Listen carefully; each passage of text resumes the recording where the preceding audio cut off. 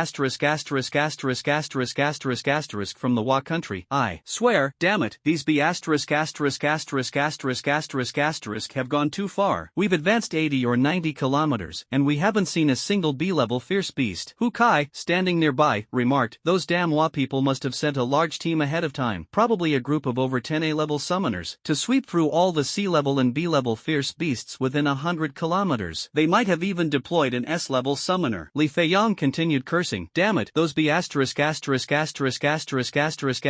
they're deliberately targeting us, just to make our Dragon Country team come in last in this competition." At this moment, Luo Xion, one of the 4, also commented, "It's probably because in the summoner tournament, our Dragon Country defeated the Wa Country team, pushing them to second to last place. So now these Wa people are furious and are specifically targeting us." Luo Xion, Li Feiyang, Hu Kai, and the others were also aware of the details of the summoner tournament. The Dragon Nation had dominated the first round of the revival matches, defeating the Wa Nation team and successfully advancing to the second round, ultimately making it to the finals. They were all aware of this. As for who led the Dragon Nation to advance, they had no idea. Hearing this, Xin Xianan couldn't help but look at Su Shisan. Among the group, Xin Xianan was probably the one who understood these things the best. The person who led Longwei to victory was Su Shisan. "What should we do now? There are no fierce beasts within 100 kilometers. Why don't we go deeper?" "I don't believe there won't be any fierce beasts beyond 100 kilometers, Zhou Qi, who was beside Su Shisan, suggested. However, as soon as he finished speaking, he was immediately vetoed by Li Feiyang and the others. "No way, the area 100 kilometers outside the wall is home to many great ferocious beasts, and there might even be large groups of them. If we're even unluckier and encounter a great ferocious beast, we're done for." It's no wonder Li Feiyang and the others said this. Zhou Qi had been training at the Imperial Academy all along and had never carried out missions outside the wall, so he didn't know how dangerous it was out there. 100 kilometers beyond the wall is a forbidden zone for humans, where a large number of high-level ferocious beasts roam. For B-grade summoners like them, the risks are immense. Only powerful S-grade summoners dare to venture more than 100 kilometers into the area, or a team composed entirely of elite A-grade summoners, each as strong as Gu Yun, would be capable of doing so. Otherwise, once inside, it's almost certain death. Seeing that this doesn't work and that doesn't work, Zhou Qi and the others were completely frustrated. They joined the hunting squad to participate in the competition, to bring glory to the Dragon Nation, but 2 days had passed, and they hadn't even seen a trace of a B-level ferocious beast. "Let's head back for now. Tomorrow, we'll expand our search range. The ferocious beasts here can't be completely hunted down, and even if they are, new ones will appear in a few days. Let's just be patient for a few days. After all, the competition lasts for 4 months, so there's no rush for these 1 or 2 days." Hearing Gu Yun say this, everyone had no choice but to comply. Afterward, the group returned once again. The next day, Gu Yun led the team and set out early as usual. This time, they ventured even farther, almost reaching 100 kilometers. However, today's harvest was still meager. The two teams only managed to hunt 8 C-level fierce beasts and 1 B-level fierce beast. Although this harvest was much better than the previous 2 days, over the course of 3 days, they had only hunted 1 B-level fierce beast. This result could be said to put them behind all the other teams. But Gu Yun was not discouraged. There was still plenty of time left in the competition, and more fierce beasts would gradually appear in this area. And so, another 4 days passed. In recent days, the number of ferocious beasts in this area has been increasing. The two teams led by Gu Yun and Su Shisan have seen their daily harvests grow as well. Over the past 7 days, they have collectively captured 18 B-level ferocious beasts and more than 50 C-level ones. Based on this trend, the number of ferocious beasts appearing later will likely continue to rise. However, on the 8th day, everyone set out early in the morning as usual. Just as Gu Yun and Su Shisan's group stepped out of the wall, they saw numerous flying summoned beasts soaring above the wall. These flying summoned beasts carried countless soldiers from Wa Nation heading deep into the forest. By mere estimation, there were hundreds of Wa Nation soldiers. Seeing this, Gu Yun frowned, a very bad premonition arising in her heart. Sure enough, when Gu Yun, Su Shisan, and their group followed these soldiers from the Wa Kingdom, they discovered that these soldiers were exploring an area about 30 kilometers from the perimeter wall, searching deep within for traces of ferocious beasts. Whenever they found traces of beasts above sea level, they would immediately hunt them down and swiftly destroy destroy the corpse of the beast. The soldiers from the Wa Kingdom were all summoners of C level or B level and above, with a team composed of several A level summoners. These soldiers hunted ferocious beasts upon encounter, conducting a complete sweep without sparing a single high-level beast. Gu Yun and Su Shirsan's group followed behind the Wa Kingdom's army, making it completely impossible to hunt down a high-level ferocious beast. Not only could they not hunt today, but it was estimated that they wouldn't be able to hunt in the coming days either. This was because all the ferocious beasts in this area had been slaughtered by the Wa Kingdom's army. Seeing the shameless actions of the Wa Kingdom's army, Li Feiyang and the others couldn't help but hurl colorful insults at this pack of scoundrels. Shameless! We waited so long for this area to have ferocious beasts again, and they sent people to do a massive cleanup right away. If they do this every 10 days or so, what are we even competing for? We might as well just reserve the last place. Looking at the furious team members, how could Gu Yun not feel angry as well? But for the Japanese to act so disgracefully and dare to do it so openly, they must not fear them reporting it to the tribunal. Therefore, Gu Yun was also helpless. She had no choice but to say, I'll first report this matter to the special zone over there and let them contact our tribunal to see if there's any solution. Seeing this, Li Feiyang and the others could only proceed in this manner for now. Thus, Gu Yun first reported the matter to the special zone at the checkpoint, letting them forward it to the tribunal. After that, Gu Yun began waiting for a response. During the days of waiting for a reply, Gu Yun continued to lead Su Shirsan and his group out early every morning to hunt ferocious beasts. They didn't dare to venture too far, staying within a radius of 100 kilometers. However, within this 100-kilometer radius, almost all the high-level ferocious beasts had been hunted down by the Japanese army. Gu Yun, Su Shirsan, and their group had particularly meager harvests every day. Finally, on the fourth day, Gu Yun received a response. The people from the Guanko Special Zone informed Gu Yun that they had already contacted the tribunal. The Dragon Kingdom Tribunal attached great importance to this matter and immediately reached out to the tribunal in the Holy City. Elderly even sent someone personally to the Holy City. The tribunal in the Holy City also contacted the relevant high-level management in the Wa Kingdom. However, a high-level official from the Wa Kingdom evaded and shirked responsibility with various excuses, without proposing any solutions. When the tribunal was formulating the competition rules, they did not specifically emphasize this point. Therefore, the tribunal in the Holy City could not take any action against the Wa Kingdom's military. As a result, the final solution proposed by the tribunal in the Holy City was for the Dragon Kingdom and the Wa Kingdom to negotiate independently. This is the same as not solving the problem. So, Gu Yun and her group could only suffer in silence. As for this outcome, Gu Yun had actually already anticipated it, but Li Feiyang and the others were furious. They stood next to the training grounds of the Japanese army and cursed for a full 2 hours, not repeating a single insult, leaving those Japanese dwarfs' faces green with anger. And those Japanese dwarfs couldn't find a way to trouble Li Feiyang and the others, because Li Feiyang and Hu Kai didn't directly insult them. Instead, they pretended to argue with each other, Li Feiyang cursing Hu Kai, and Hu Kai cursing Li Feiyang, but in reality, all the insults were aimed at those Japanese dwarfs. But just arguing wouldn't solve any problems, so Gu Yun gathered everyone and held another small meeting. During the meeting, Li Feiyang suggested, Captain Gu, we can't keep being so passive. How about we try heading to the area 100 kilometers away tomorrow? Yeah, at worst, we'll just take a risk. I don't want to keep enduring this frustration, Hu Kai chimed in. Zhou Qi, Han Tianxi, and the others had no objections either. If things continued like this, they wouldn't even need to compete, they might as well just pack up and go home. Regarding this, Gu Yun pondered for a moment and agreed as well. Alright, then tomorrow we will attempt to venture 100 kilometers deeper into the area. But, after we go deeper tomorrow, we can only hunt B-level fierce beasts. Even if we do hunt them, we must kill them as quickly as possible, preferably silently. After killing a B-level fierce beast, we must leave that place immediately and not waste too much time there. Also, if we encounter an A-level beast, we must not engage. Turn around and leave immediately. Do you all understand? Gu Yun naturally had his reasons for doing so. A-level beasts are not so easy to kill. If they can't be taken down in a short time, the commotion from the fight will definitely attract more beasts, and it will be troublesome if they get surrounded. Even when killing B-level beasts, it must be done quickly, accurately, and decisively. After killing them, immediately move to a different battlefield. For this instruction from Gu Yun, no one had any objections. Afterward, the group quickly reached an agreement and decided to venture into the area 100 kilometers away the next day. The next morning, at dawn, Gu Yun led Su Shirsan and the group to set out once again. This time, they decided to venture into the restricted zone 100 kilometers beyond the outer wall. Before stepping into the forbidden zone, Gu Yun once again instructed, this time, as we go deep into the forbidden zone, we must not split up. Everyone must follow me. I'll reiterate once more, if we encounter a B-level ferocious beast, kill it immediately without delay. If we encounter an A-level ferocious beast, turn around and leave without hesitation. Also, we need someone someone to lead and scout the situation. Hukai, your Azure Armored Black Panther is very fast, so summon it to pave the way for us and search for traces of B-level beasts. If you encounter any danger, you can notify us in time. Understood. Hukai responded immediately. At this moment, Su Shur-san suddenly spoke up. Captain Gu, how about letting my summoned beast scout ahead? Hearing this, Li Feiyang and the others, along with Gu Yun, all turned to look at Su Shur-san. In response, Su Shur-san explained, my summoned beast is small and fast, making it very suitable for this task. After speaking, Su Shur-san immediately summoned 049. Seeing Su Shur-san's summoned beast, which turned out to be a humanoid summoned beast with a physique identical to that of a human, Gu Yun, Li Feiyang, and the others immediately frowned. This was their first time seeing Su Shur-san's summoned beast, as they had previously hunted ferocious beasts separately. However, this strange summoned beast looked so weak, seemingly lacking any combat ability. Just as Gu Yun was about to politely decline Su Shur-san, Zhou Qi, standing nearby, said to Gu Yun, Captain Gu, Brother Shur-san's summoned beast is extremely agile. It's perfect for scouting ahead for us. Xin Xianang and Han Tianxi, standing to the side, also nodded in agreement. Yes, sir. Because in the previous days, when they hunted fierce beasts, it was always 049 leading the way. Seeing this, Gu Yun hesitated for a moment but eventually agreed. Alright, let it give it a try then. With Gu Yun's permission, Su Shur-san immediately ordered 049 to lead the way. 049 flickered a few times and disappeared from its original spot in the blink of an eye. In just a single breath, it reappeared dozens of meters away, and with another blink, it vanished into the forest ahead. Seeing this, Li Feiyang and Hukai immediately widened their eyes, staring in disbelief at the spot where 049 had already disappeared. Even Gu Yun was taken aback, because just now, Gu Yun hadn't clearly seen the movements of that bird-beaked creature. It vanished right before her eyes in the blink of an eye. Captain Gu, let's go. Gu Yun and her team's astonishment was something Su Shur-san was long accustomed to. After 049 set off, he took the initiative to lead the way. Watching Su Shur-san's back, Gu Yun frowned slightly, lost in thought. Afterward, she waved her hand, ordering everyone to follow Su Shur-san. With 049 scouting ahead, the situation within the next few kilometers was completely clear to Su Shur-san. After walking for a short while, Su Shur-san suddenly stopped and said to Gu Yun behind him, Captain Gu, about 800 meters to the right front, there's a B-level fierce beast. As for the surroundings, there are no other high-level fierce beasts. Hearing this, Gu Yun immediately ordered, alright, let's approach quietly. Then, under Su Shur-san's guidance, the group quietly moved toward the right front. Sure enough, after walking 600 or 700 meters, they saw a B-level ferocious beast not far ahead, lying on the ground taking a nap. This was a very ordinary B-level ferocious beast called the green sand tiger, with a giant striped tail, very agile speed, and fierce attacks. However, it did not possess any special skills and was among the weakest of the B-level ferocious beasts. In fact, not all B-level ferocious beasts have special skills. Many B-level ferocious beasts lack special skills, such as this green sand tiger. So, dealing with this B-level ferocious beast is relatively simple. Xin Xianang volunteered, let me handle this beast. Angzi, I'll assist you. Li Feiyang also stepped forward. Seeing this, Gu Yun nodded at the two, agreeing to their request. Afterward, Xin Xianang and Li Feiyang quietly moved forward. As they got closer, Xin Xianang immediately summoned his earth dragon beast. The overflow of dimensional energy was instantly detected by the nearby azure sand tiger. The fierce beast immediately stood up and focused its attention on Xin Xianang. However, by this time, it was already too late. Xin Xianang's earth dragon beast had already stepped out from the dimensional gate and immediately unleashed its special skill. With a low shout from Xin Xianang, the ground beneath the azure sand tiger's feet instantly turned into a pool of quicksand. Its limbs sank deeply into it, and before it could struggle free, the fine sand suddenly transformed into solid boulders, trapping the azure sand tiger in place. Fire bow arrow. Looking to the side, Li Feiyang also summoned his Xian duck beast, a summoned creature resembling a flat-billed duck with enormous wings. Li Feiyang's Xian duck beast spat out a dark flame from its flat duck bill, and with a flap of its wings, the dark flame instantly transformed into a massive fire bow. As the fiery bowstring was slowly drawn back, a purplish-red flaming arrow shot forth. With a whoosh sound breaking through the air, the flaming arrow pierced through the head of the green sand tiger, passing cleanly through. The next second, the green sand tiger collapsed to the ground. A one-hit kill. With Xin Xianang's support, Li Feiyang took only a few seconds to eliminate a B-class ferocious beast. After killing the green sand tiger, Xin Xianang and Li Feiyang quickly sent their contracted beasts back to the dimensional space, then swiftly approached the green sand tiger's corpse and cut off a section of its tail. Report to Captain Gu, the mission is complete. Alright, let's leave this place. Quicksand confinement. Afterward, the group quickly left and changed direction to continue searching for traces of the ferocious beasts. With 049 scouting ahead, it saved the group a lot of trouble. Soon, 049 discovered another B-level ferocious beast up ahead. This B-level ferocious beast possesses a special skill of wind control and brief flight. To kill it, Xin Xianang, Zhou Qi, Li Feiyang, and Han Tianxi all joined the battle this time. Shen Xianong summoned the Earth Dragon Beast and first used its special skill to immobilize the beast's limbs. The next second, Han Tianxi's auspicious Ice Dragon Beast took a step forward. Ice Freeze. The ferocious beast's entire body was quickly enveloped by water elements, which condensed into ice crystals, freezing half of its body. In the next second, Zhou Qi's tree spirit instantly grew countless branches and vines from its arms. Tree Spirit Art. The rapidly growing branches and vines immediately wrapped around the entire body of the ferocious beast. Three controls directly trapped the ferocious beast in place, unable to move. Fire Bow Arrow Penetration. The next second, a flaming arrow composed of purplish-red flames pierced through the body of the ferocious beast. This B-level ferocious beast completely fell. Quicksand Confinement. After killing the B-level beast, the group quickly harvested its special parts and promptly left the area, heading in another direction to continue hunting beasts. In this manner, the group followed the same approach under 049's lead, advancing deeper and slaying various beasts along the way. Most of these beasts were B-level or C-level. Whenever they encountered one, the group would kill it, and their speed was extremely fast and efficient. They left immediately after the kill without any hesitation. If 049 spotted an A-level beast, the group would immediately change direction to avoid it. Since A-level ferocious beasts are not so easy to hunt, any delay could potentially attract more beasts. Thus, the group roamed and hunted in an area over 100 kilometers away from the wall. By the end of the day, they had hunted more than 40 B-level ferocious beasts and over 90 C-level ferocious beasts, surpassing the total they had hunted in the previous 10 days. The parts of the ferocious beasts they had collected were already too much to carry, so Zhou Qi's tree demon had to serve as the group's mobile warehouse, carrying these spoils and following behind them. As night gradually fell, the group withdrew from the forest and returned to the checkpoint area. However, the group did not immediately return to the checkpoint. Gu Yun found a very secluded spot, dug a large pit, and temporarily buried the spoils of today's hunt there. The group was somewhat puzzled by this. Li Feiyang couldn't help but ask, "Captain Gu, why are we burying the spoils in this place? What if some ferocious beast digs them up?" In response, Gu Yun explained, "If we take these spoils back and let those dwarf invaders count them, they will definitely realize that we've ventured deep into the forest's forbidden zone. They will surely come up with other ways to disrupt our hunting activities. So, to make them lower their guard, we'll pretend we came back empty-handed. Once we've accumulated enough spoils, we'll bring them back for counting. And also, I checked this place. This is an area frequently patrolled by the Wa Kingdom's army, and there are no traces of ferocious beasts here. If we bury the spoils here, they won't be lost. Later, we'll cover up the burial marks carefully. No one will be able to find it." Hearing Gu Yun's explanation, everyone gave her a thumbs up full of admiration. Brilliant, truly brilliant. This strategy of deceiving everyone is simply brilliant. Gu Yun was absolutely right. If they brought back the spoils of war today, those dwarfish invaders would definitely be shocked and would immediately guess that Su Shisan and Gu Yun's group had ventured deep into the forest's forbidden zone. They would surely come up with all sorts of shameless tactics to interfere with Su Shisan and his team's hunting. Pretending to return empty-handed as if they gain nothing not only lowers the vigilance of those dwarfish invaders but also avoids their use of various schemes and plots. Captain Gu, you're truly brilliant. That's right, this plan to deceive everyone is simply genius. Li Feiyang, Hu Kai, and the others couldn't help but repeatedly praise Gu Yun, deeply impressed. Alright, stop flattering me. Let's take some spoils from a few Class C fierce beasts and head back. Alright. Afterward, Gu Yun, Su Shisan, and their group returned to the checkpoint with parts of a few C-level ferocious beasts. The short-statured inspectors responsible for checking and tallying the spoils of war inwardly sneered when they saw the meager harvest Gu Yun, Su Shisan, and their group had brought back today. They had invested so much, sending out so many people to hunt down the ferocious beasts, all to ensure that the Dragon Nation team would come in last place in this hunting competition. The next day, Gu Yun, Su Shisan, and their group set out early once again, heading to the forbidden zone 100 kilometers beyond the wall. Just like yesterday, with 049 leading the way, the day ended with abundant gains. The number of B-level fierce beasts hunted was even a few more than yesterday. Of course, most of the credit for this goes to 049. It can quickly detect how many B-level and C-level fierce beasts are within a few kilometers and can immediately lead everyone to change direction upon discovering an A-level fierce beast. It can be said that 049 is like a radar. Without it, everyone would be wandering aimlessly in the forest. Without it, they would have to rely on luck to find the ferocious beasts, and they might even encounter some dangers. It can be said that with 049, everyone only needs to focus on hunting the ferocious beasts, without having to worry about anything else. At the end of the day, everyone returned with abundant harvests once again. After returning, they continued to temporarily store the spoils of war at the secret base, taking only a small portion of the loot back with them. That group of dwarfs indeed didn't notice anything unusual and still believed that when Gu Yun, Su Shisan, and their group went out, they could only hunt a very small number of fierce beasts, and so, another 10 days passed. Every day, the group reaped abundant rewards. The B-level and C-level fierce beasts in that forbidden zone were almost completely hunted down by Su Shur-san and the others. Every day when they returned, they buried the spoils of their hunts in that spot, carefully concealing them, and checked on them once in the morning and once in the evening. In order not to arouse suspicion among that group of dwarfish invaders, everyone brought back more spoils of war each day. Today they brought back 2 B-level fierce beasts, and tomorrow they would bring back 3 B-level fierce beasts. Seeing that the spoils of war brought back by Gu Yun, Su Shur-san, and their group were increasing day by day, this day, that group of dwarfish invaders began a new round of large-scale purging. Early in the morning, numerous flying summoned beasts were seen flying out from within the fortress walls, carrying hundreds of soldiers from the invading nation. This group of dwarfish invaders began a large-scale sweep within a 100-kilometer radius, attempting to once again clear the area of fierce beasts. Looking at the group of short Japanese in the sky, Su Shur-san suddenly had a bold idea. He said to Gu Yun, "Captain Gu, today you all should avoid going deep into the restricted area to hunt fierce beasts. Just wander around the outskirts of the forest, within a range of 10 to 20 kilometers, and put on a show for them. I'll go deliver a big gift to this group of short Japanese." A big gift? Everyone was very puzzled, not quite understanding what Su Shur-san meant. Gu Yun pressed further. "What kind of gift? What are you planning to do?" "Captain Gu, please don't ask about this. You all can wander around nearby for a bit. I'll be back soon, and within 2 hours, you'll understand." After saying this, Su Shur-san headed straight into the depths of the forest. Seeing Su Shur-san venture alone into the forest depths, Gu Yun felt a bit worried, fearing he might encounter some danger. But considering that Su Shur-san had the overpowered summon beast 049, it was highly unlikely he would face any danger. "I just don't know what he's planning to do. Preparing a big gift for that group of dwarfish invaders? What kind of gift?" Everyone was very puzzled, but they could only follow Su Shur-san's orders and linger around the outskirts of the forest for the time being. As for what Su Shur-san went to do, naturally, it was to prepare a gift for that group of dwarfish invaders. As for what the gift is, a few days ago, when 049 led Su Shur-san and Gu Yun's group deep into the forbidden zone, they encountered a beast horde at a position about 130 kilometers from the perimeter wall, at the 10 o'clock direction. This entire ferocious beast horde was entrenched in a massive thicket. There were 1 to 2,000 B-level beasts alone, several thousand C-level beasts, and even dozens of A-level beasts. At the time, when 049 discovered this, it relayed the information to Su Shur-san, scaring the group into turning around and leaving immediately, never daring to step into that area again. Today, when Su Shur-san saw that group of Japanese soldiers heading out again to hunt ferocious beasts, a bold idea suddenly came to mind. Su Shur-san immediately ordered 049 to lure that beast horde over and let them have a magical love spin with the Japanese soldiers. After receiving Su Shur-san's order, 049 immediately rushed to the area at the fastest speed. About an hour later, 049 arrived at the territory of the beast horde. Subsequently, 049 provoked all kinds of hatred, directly attacking the beast king of this horde, turning their territory into complete chaos. After successfully angering the beast king, it launched a full-scale attack on 049. Using its agile movements and extraordinary dimensional teleportation, 049 maneuvered skillfully, pulling and luring the beast horde to follow it. As a result, the beast king led thousands of C-level fierce beasts, over 1,000 B-level fierce beasts, and dozens of A-level fierce beasts in relentless pursuit of 049. And 049 led them all the way to the Wa Nation's army. Over here, the group of Wa dwarf soldiers was still vigorously clearing out the ferocious beasts in the area. Suddenly, the ground trembled, and they saw thousands of ferocious beasts, led by dozens of A-level beasts, charging madly in their direction. The leading A-level beast's strength was even close to that of an S-level beast. This group of Wa dwarf soldiers turned pale with fright at the sight and began to flee in panic. However, at this moment, their forces had already been scattered in order to clear out the beasts, making a large-scale retreat completely unrealistic. This ferocious beast group advanced at an extremely fast speed. Upon seeing humans, they became even more hostile and immediately entered a berserk state. The scattered soldiers of the Wa Nation had no chance of escaping. Moreover, this ferocious beast group included many flying beasts, which continuously circled in the air, specifically targeting the flying summoned beasts of the Wa Nation's army. Within just a few minutes, hundreds of scattered Wa Nation soldiers were engaged in a chaotic battle with these ferocious beasts, plunging a large forested area into complete disorder. This group of Japanese soldiers, although numbering in the hundreds and with many being B-level summoners, was far outnumbered by these ferocious beasts. Moreover, this group of Japanese soldiers had already scattered, making it impossible to form a strong defensive chain. For a time, the situation turned into a one-sided massacre. One by one, the Japanese soldiers fell in the forest, while the remaining soldiers could only fight as they retreated. The huge commotion in the forest immediately caught the attention of Gu Yun and the others in the distance. Li Feiyang, Hu Kai, and the others climbed up an incredibly tall tree, as high as a 20 20-story building. Standing at the treetop, they looked into the distance and vaguely saw a large-scale disturbance occurring in an area dozens of kilometers away, with countless trees collapsing one after another. However, they couldn't see exactly what was happening. With confusion, Li Feiyang and the others jumped down from the tree and informed Gu Yun of their discovery. Gu Yun was also very puzzled after hearing this, but for the safety of the team, she ordered everyone to retreat, almost withdrawing from the forest. About an hour later, Su Shisan returned and found them. Seeing Su Shisan return, Li Feiyang, Hu Kai, and the others immediately asked curiously, "Brother Shisan, what did you go to do just now? What happened over there?" Facing everyone's confusion, Su Shisan immediately told them about ordering 049 to attract the beast horde to attack the Japanese army. Li Feiyang, Hu Kai, including Shen Xianang and Han Tianxi, were all shocked when they heard that Su Shisan actually dared to send his summoned beast to attract an entire beast horde. They immediately thought Su Shisan was truly bold. That was an entire beast horde, with dozens of A-level fierce beasts among them, and the Beast King was comparable to an S-level fierce beast. Was this guy courting death? But then they thought about how these beast hordes had attacked the Woku army, and they felt a great sense of satisfaction. Serves them right. Serves them right. This group of dwarf Japs deserves to die. Thinking of this, Li Feiyang and Hu Kai couldn't help but burst into joyful laughter. Li Feiyang stepped forward and gave Su Shisan a big hug, patting him on the shoulder as he said, "Brother Shisan, I truly admire your courage. To dare provoke an entire beast herd just for that bravery alone, I salute you." Exactly. Brother Shisan, you handled this matter brilliantly. Using a borrowed knife to kill, letting those fierce beasts teach those dwarf Japs a good lesson for us, you're truly something. Hu Kai also gave Su Shisan a thumbs up from the side. Shen Xianang also praised, "Brother-in-law, you did a great job this time. Those dwarf invaders must have suffered heavy losses. Truly satisfying." Exactly. After enduring so much humiliation for so many days, this is really a relief. Zhou Qi, standing nearby, also laughed heartily. Even Han Tianxi, Liao Tianhan, and others greatly admired Su Shisan. This move of using a borrowed knife to kill is truly brilliant. Not only them, even Gu Yun couldn't help but look at Su Shisan with newfound respect, her eyes filled with praise. She no longer had the negative impression of Su Shisan she had at the beginning. Now, she only felt that this little guy in front of her was both brave and resourceful, truly impressive. "Captain Gu, brotherly, things are in chaos over there right now. We should hurry back to the checkpoint before it spreads to us," Su Shisan said at this moment. In response, Gu Yun immediately gave the order, "That's right, let's head back now. We can't let those dwarf invaders know that this was our doing. Also, everyone take a day off today. We'll go hunting again tomorrow." Gu Yun gave everyone a day off. Even if she didn't, it wouldn't work out, as the forest was in chaos right now, and it was definitely impossible to go out hunting fierce beasts today. "Alright, when we get back today, we must have a good drink," Li Feiyang suggested. "That's right, on such a happy day, we have to have a drink," Hu Kai immediately agreed. Afterward, Gu Yun led the group back inside the fortress walls. At this moment, the interior of the fortress was in chaos, with the Woku army scrambling to assemble a large force to provide reinforcements. Taking advantage of their disarray, Li Feiyang and Hu Kai sneaked into the Woku's food storage warehouse, stole some fine wine and meat, and even urinated twice into their water barrels before leaving, satisfied. Afterward, Li Feiyang and Hu Kai called Su Shisan and the others down, with even Gu Yun joining them. The 10 of them sat in a circle on an open field, eating roasted meat and drinking fine wine. On the other side, within the forest, the Hua Nation's army suffered heavy losses under the sudden attack of the beast horde. Of the several hundred soldiers initially sent to eliminate the ferocious beasts, as many as 300 to 400 were killed, leaving only 100 to 200 who barely managed to retreat under the cover of dozens of A-rank summoners. Seeing that only 100 to 200 soldiers returned from a 600 to 700 strong team, and all of them in a sorry state, Li Feiyang and his companions couldn't help but burst into hearty laughter. Even today's barbecue tasted better than yesterday's. This group of Hua Nation soldiers had originally been dispatched by the Hua Nation's higher-ups specifically to target Su Shisan and Gu Yun's team. To counter this Dragon Nation team's hunting competition, they had even gone so far as to send a group of A-rank summoners along with a large number of B-rank summoners. After this battle, 6 to 7/10 of the B-level summoners in the Hua Kingdom's army were lost, which was truly satisfying. 2 weeks later, after the last ferocious beast raid, the Hua Kingdom's army became completely subdued and no longer dared to send large groups to hunt down the ferocious beasts or deliberately target Su Shisan and his team. During these 2 weeks, Gu Yun led Su Shisan and his group deep into the forbidden area, traveling 100 kilometers daily. However, with 049 leading the way, they essentially carried a detection radar at all times, making them unafraid of encountering any danger, and their efficiency in hunting fierce beasts was exceptionally high. Including the previous period, over the course of this month, Gu Yun led Su Shisan and the others to hunt a total of more than 1,100 B-level fierce beasts, over 3,000 C-level fierce beasts, and 3 A-level fierce beasts. However, as time went on, their hunting became less frequent, because within the vast vast fan-shaped area spanning 100 to over 130 kilometers. This large restricted zone, the fierce beasts inside were almost completely hunted down by Su Shur-san and the others. If you keep looking, you won't find it anymore. That's why, the further they went, the fewer they hunted. If converted into A-level fierce beasts, the group barely managed to hunt 15 A-level fierce beasts. It's not that there are no A-level fierce beasts in the restricted area. On the contrary, there are many A-level fierce beasts in the restricted area. However, within the restricted zone, Su Shur-san and his group didn't dare to make a move against an A-level ferocious beast, because A-level ferocious beasts are not so easy to hunt. Even with Gu Yun, an A-level summoner, present, hunting an A-level ferocious beast would still require a certain amount of time, and during this time, it could very likely attract many other high-level ferocious beasts. Therefore, when encountering an A-level ferocious beast in the restricted zone, Su Shur-san and his group didn't dare to act. Those 3 A-level ferocious beasts were hunted outside the restricted zone, and this record, Gu Yun estimated, had already fallen far behind other national teams. So now, Gu Yun was also very troubled, not knowing what to do next. After much contemplation, Gu Yun decided to venture deeper into the restricted area. Previously, they had been operating in the 100 to 130 kilometer range, but now Gu Yun decided to advance another 30 kilometers forward. Just as Gu Yun was about to lead her team deeper into the restricted area, the tribunal of the Dragon Nation contacted her right after she made this decision. It was said that the tribunal of the Holy City had temporarily added a new competition rule, requiring the teams from the 9 nations to exchange one team member with each other to ensure the fairness of the competition. What does that mean? It means that each country's team needs to send one member to join another country's team and participate in the competition as a member of that team. Of course, other countries will also send a team member to your side. The Dragon Nation drew the Saint Ro Nation team, while the Eagle Nation team drew the Dragon Nation team. This means that the Dragon Nation team needs to send a member to the Saint Ro Nation team, and the Eagle Nation team will send someone to the Dragon Nation team. Upon receiving this news, Gu Yun immediately gathered everyone for a small meeting. At the meeting, Gu Yun informed Su Shur-san and the others about this matter, then said, "This time, according to the new regulations added by the tribunal, our team must send one person to the Saint Ro Nation team. Who is willing to go?" Hearing this, everyone looked at each other, but no one responded. It was clear that no one was willing to go over there. After all, going alone to the Saint Ro Nation team as a member felt like being a hostage. Who would want to go? So, nobody wants to go. Seeing that no one was willing to go, Li Feiyang nudged Hu Kai beside him. "Kai, why don't you go? When you get there, show off the charm of us Dragon Nation men. Better yet, bring back a foreign girl for me. Get lost. Why don't you go yourself?" Hu Kai retorted directly. "You look more handsome than me." Li Feiyang started flattering Hu Kai. "Well, not bad. I won't deny that he's more handsome than you, but that's not the reason I'm going." "Screw you. If you don't want to go, forget it. Angzi, how about you go?" Li Feiyang turned to Shen Shenong. "If you want to go, you go. I'd rather die than go." Shen Shenong retorted bluntly. "Want him to leave his goddess? Not a chance." Alright, since no one wants to go, then you can draw lots," Gu Yun suggested. "Alright, let's draw lots then," Li Feiyang echoed. "I have no objections either. I have no opinion." That's right, drawing lots is the fairest. Soon, everyone reached an agreement and decided to draw lots to choose the lucky one. Afterward, Gu Yun found 9 branches of similar thickness, broke them into roughly the same length, and then snapped one of the branches in half to make it the shortest. Then, she randomly inserted the 9 branches into the ground so that it was impossible to tell which one was the shortest. After that, she called the 9 people over and said to them, "In front of you are 9 branches. 8 of them are long, and 1 has been broken short by me. Whoever draws the short one will join the St. Luo Kingdom team. Does anyone have any objections?" "No objections," everyone responded. "Alright, then each of you pick one." Afterward, the 9 people began selecting from the 9 branches on the ground. "I'm choosing this one, don't fight with me over it." "Why? I want to choose this one too. This one's the thickest, I want to choose it too." "Hey, you guys are really something. Aren't they all the same? Just pick one randomly." "Anyway, I've chosen this one, and if anyone tries to take it, I'll be mad. This hole is thicker, so I think this one must be the longest." Amid the noisy chatter of the crowd, everyone finally chose their own branch. Su Shur-san also randomly picked one. After all, this thing is entirely based on luck, so it doesn't matter which one you choose. Seeing that everyone had made their choice, Gu Yun spoke up. "Since everyone has chosen, I'll count to 3, and then we can all pull them out together. 1, 2, 3, pull." Then, everyone pulled out the branches in their hands. After pulling them out, they quickly checked the length of their own branches and compared them with the lengths of others' branches. In the end, the lucky one was chosen. It was Liao Tianhan from Su Shur-san's team. Seeing this, Li Feiyang and the others cheered excitedly. As the saying goes, better you than me, as long as it's not oneself going, it's fine. However, no one bloated. They still offered the necessary comfort. Apart from Gu Yun, the eldest, Li Feiyang, approached Liao Tianhan, patted him on the shoulder, and spoke in a big brotherly tone. Brother Tianhan, my apologies. If I had known that one was the shorter one, I would have chosen it for you. But now that things have come to this, you'll have to bear with it. When you get over there, make sure not to embarrass us Dragon Country folks. Bring back a foreign girl for your brother, Liao Tianhan. At this moment, Hukai also walked over and gave Liao Tianhan a big hug. That's right, brother. I heard the foreign girls over there are fair-skinned, have great figures, and big chests. Remember to bring one back for your brother too, Liao Tianhan. Next, Luo Xiong also walked over, patted Liao Tianhan on the shoulder, and said earnestly, Brother, I prefer older ones, takes more effort. Liao Tianhan. Brother Tianhan, I'm different from them, I don't like women. Liao Tianhan, everyone? I like the fine wine over there. Bring back 2 bottles when you return, Li Qingxiu quickly explained. Upon hearing this, Li Feiyang and the others finally felt relieved. Afterward, Han Tianxi, Shen Xian'an, Zhou Qi, and Su Shisan also came over one by one to bid farewell and offer comfort. Brother, safe travels. It's cold over there, wear fewer clothes. Over there, you need to learn to slack off. Let others fight while you take it easy, and don't exert yourself. Take care, and bring a couple of extra pairs of underwear. Liao Tianhan looked at this group of good brothers and good buddies in front of him, and he was truly thrilled. However, when it comes to drawing lots, you have to accept the outcome. Since he drew the short stick, Liao Tianhan wouldn't go back on his word. That evening, everyone held a farewell banquet for Liao Tianhan. The next day, under Gu Yun's guidance, he was escorted to the checkpoint where the St. Luo team was stationed. This round trip took an entire day. Gu Yun set out early in the morning and only returned by evening. Upon returning, Gu Yun brought another piece of news. The representatives from the Eagle Nation team would arrive tomorrow morning. So, the next day, Gu Yun gathered Su Shisan and the others to welcome the member of the Eagle Country team. After all, since they came all this way, the least they could do was to give them a proper welcome. If they didn't even bother to welcome them, wouldn't they be just like those shorties from Wa Country? Soon, a flying summoned beast landed at the 3rd checkpoint where the Wa Country was stationed, stopping not far from Gu Yun and the group. 2 people descended from the flying summoned beast, and both of them were familiar to Su Shisan. One of them was Braden, the representative of the Eagle Nation team in the Summoner tournament back then. The other was the captain of the Eagle Nation team at the time, Anelia. The Anelia who possessed plant-type summoned beasts. Seeing that the person who came was actually Anelia, Su Shisan immediately widened his eyes in disbelief. At this moment, Anelia also saw Su Shisan at the back of the crowd. She looked at him and gave a slight smile. After dismounting from the flying summoned beast, Braden approached Gu Yun and gave her an alliance military salute. He said, Miss from the Dragon Kingdom, I hope you can take good care of our Eagle Kingdom's Miss Annie.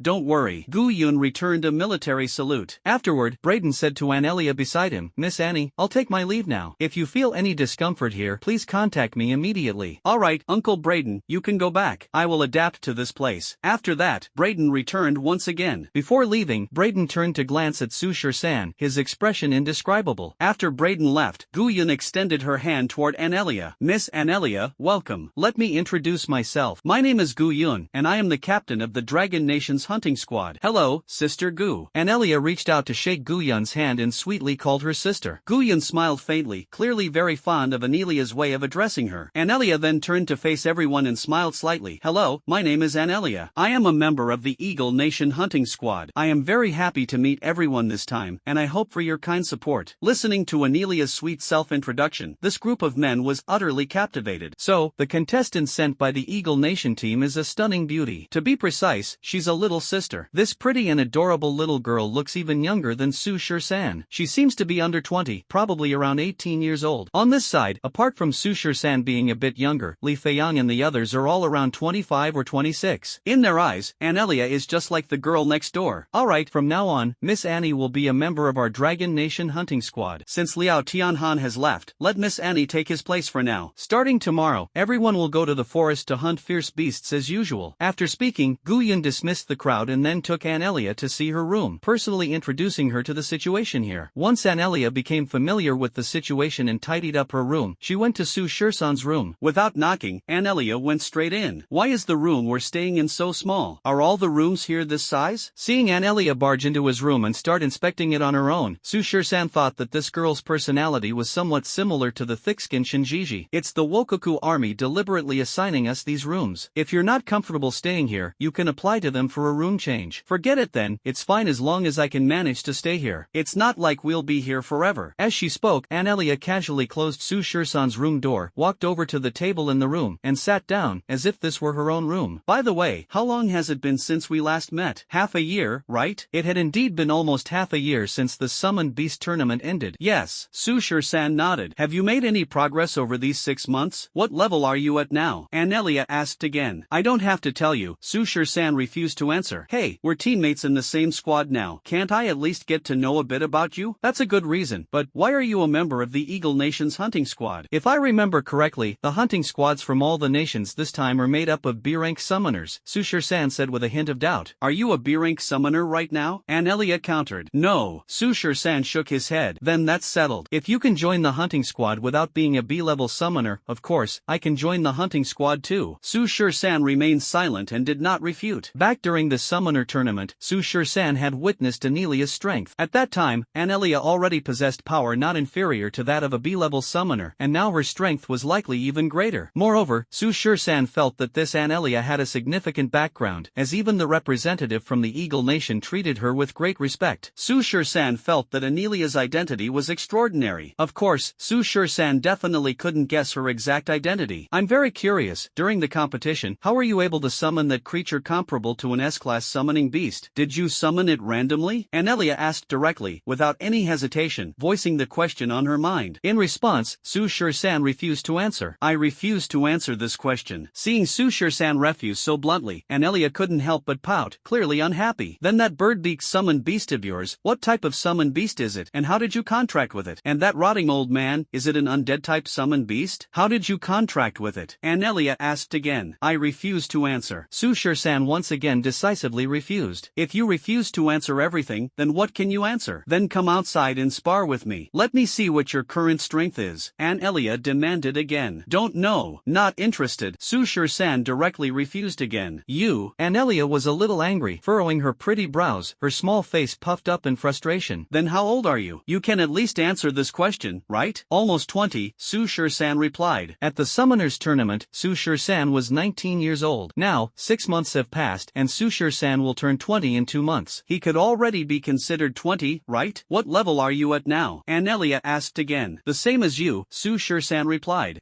So weak. When I was your age, I was definitely a B-level summoner. Anelia couldn't help but snort coldly. In response, Sushir-san glanced at her and replied indifferently, I can summon S-class. What's so great about summoning S-class? Sooner or later, I can do it too, Anelia said fiercely. By then, you'll probably have no teeth left, summoning with a cane in hand. Go to hell. Guyun carried some clothes for a change and was about to deliver them to Anelia, but she found that Anelia wasn't in her room. She happened to see Li Feiyang and Hu Kai and asked, Feiyang, where did Miss Annie go? No idea, Captain Gu. I haven't seen her. Li Feiyang shook his head. At this moment, Hu Kai, who was nearby, replied, I think I saw her go to 13th brother's room. She went to find Sushir-san? Guyun frowned. Alright, I got it. Guyun nodded and added, don't drink tonight, we're setting off early tomorrow morning. After that, Guyun headed to Sushir-san's room. Yes. At this moment, Anelia was sitting in Sushir-san's room, asking him a barrage of questions. In fact, Anelia's visit to the Dragon Nation team this time was not a coincidence. After representing the Eagle Nation team in the hunting competition, Anelia sent people to inquire about the situation of the Dragon Nation hunting team. Upon hearing that Sushir-san was also participating in the hunting team, Anelia took advantage of the exchange opportunity to come here specifically. As for why, it was, of course, because of Sushir-san. In the room, Anelia asked Sushir-san many questions, but most of Sushir-san's answers were I refuse to answer, which made Anelia very much want to hit him. At this moment, Anelia suddenly asked, Hey, have you gotten married yet? Hearing Anelia ask this, Sushir-san looked at her in surprise and then replied, Is that any of your business? I heard that men in Longwei get married and have children at 17. You're already 20. Do you have a wife? Anelia asked on her own. The one who answered her was Sushir-san's silence. Then do you want a wife or not? Anelia asked again. How about I introduce a few wives to you? Anelia added. I have 2 cousins and a younger female cousin. They're all very beautiful. As long as you're willing, I can have them marry you. Anelia continued. I don't like them. I only like you. Will you marry me? Sushir-san asked back, trying to make Anelia give up. Unexpectedly, Anelia nodded directly. Sure, I can be your wife, but you must get my father's approval. As long as he agrees, I have no problem. Who is your father? I'm not telling you. Why do you need your father's consent to get married? Sushir-san asked again. That's what my dad said. I don't know why either, Anelia replied with an innocent expression. Then if you were pregnant and had a child, and I took you, pregnant, to see your father, would he agree? Sushir-san continued to ask. He would beat you to death. Anelia still replied with an innocent expression. Alright, you can leave now. I need to cultivate. Sushir-san had already issued an order to leave, but Anelia remained remained seated, unmoved. She continued to ask, "Do you want a wife or not?" Su Shur-san was somewhat annoyed by her persistence. He spoke unhappily. "Yes, I want you. Are you willing?" "Sure." Anelia agreed without hesitation. Seeing this, Su Shur-san pressed further. "Alright, since you're willing to be my wife, take off your clothes, lie on the bed, and let's make a baby." He had intended to scare off this naive little girl with an outrageous demand, but to his surprise, Anelia, still seated in the chair, nodded in agreement without hesitation. "Okay." Then, she stood up and slowly began to remove her top, leaving only a white camisole. The snow-white skin was so dazzling in this rather dim room. Su Shur-san widened his eyes, staring in disbelief at the slightly raised and still quite full chest. Under Su Shur-san's shocked gaze, Anelia slowly approached him, then bent down slightly, wrapping her arms around his neck, her body pressing close to his. She parted her rosy cherry lips and lightly pursed the corner of her mouth, her pair of innocent large eyes staring intently at Su Shur-san. The hot breath exhaled from its nostrils even brushed against Su Shur-san's face. She slowly opened her mouth and said, "Brother, is it like this?" Squeak. At that moment, Gu Yun, who had come to Anelia, suddenly opened Su Shur-san's room. The next second, Gu Yun saw this shocking scene. Seeing Anelia lying on Su Shur-san and even hugging his neck, Gu Yun's eyes instantly widened in shock. When Su Shur-san saw Gu Yun had arrived, he was also startled. After freezing for a moment, he quickly pushed Anelia away. It's over,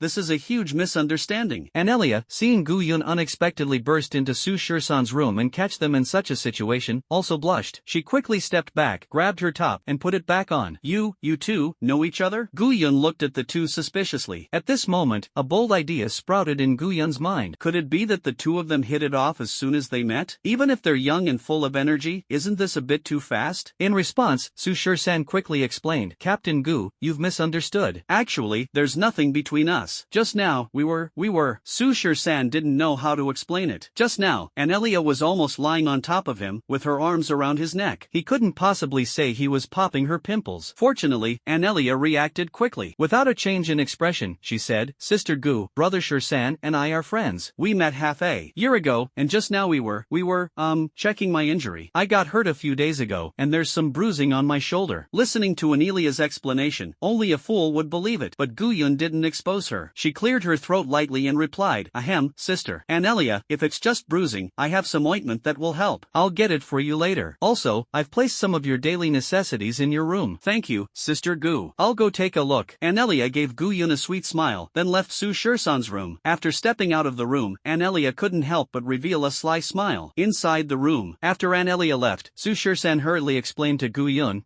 Captain Gu, actually, Anelia and I have nothing to do with each other. Please don't overthink it. I can't control whether there's anything between you two. That's your young people's business. Even if there is something, you don't need to tell me. However, for matters like this, you should still be mindful of the impact in the future, as you need to consider the other team members. And also, focus your attention on the competition." After saying this, Gu Yun left. After Gu Yun left, Su Shur-san let out a sigh. Now it's good. The misunderstanding is completely unclear. However, Su Shur-san didn't care either. A misunderstanding is just a misunderstanding. After all, it doesn't matter. The next day, early in the morning, Gu Yun once again led the group to the forest-restricted area. Because in recent days, the sea level and B-level fierce beasts in the area between 100 to 130 kilometers of the restricted zone had almost been hunted clean, this time, Gu Yun planned to lead everyone deeper in. Thus, after entering the restricted zone, Gu Yun instructed everyone, in recent days, the number of fierce beasts in this area has been decreasing, so today we will continue to go deeper. After some consideration, this time we will advance another 30 kilometers and search for prey in the area between 130 to 160 kilometers. We will stick to the previous approach, not dispersing, and follow Su Shur-san's summoned beast. If we encounter B-level or C-level fierce beasts, we will hunt them immediately. If we encounter A-level fierce beasts, we will turn back at once. Understood, everyone responded. Anelia, who was following Su Shur-san and Gu Yun's group to hunt fierce beasts for the first time, was extremely surprised to see them hunting fierce beasts deep within the Forbidden Zone. Even their Eagle Nation team wouldn't dare to enter the Forbidden Zone to hunt fierce beasts. The Dragon Nation team was just too bold. Surprised as she was, Anelia had no objections. Afterward, Anelia followed Su Shur-san and Gu Yun's group deeper into the Forbidden Zone to begin hunting fierce beasts. However, the 10-person team didn't need her to take action at all. When encountering C-level or B-level fierce beasts, it was basically Li Feiyang, Shin Xianong, and Hu Kai working together, quickly killing these beasts in seconds, leaving no chance for Anelia to make a move.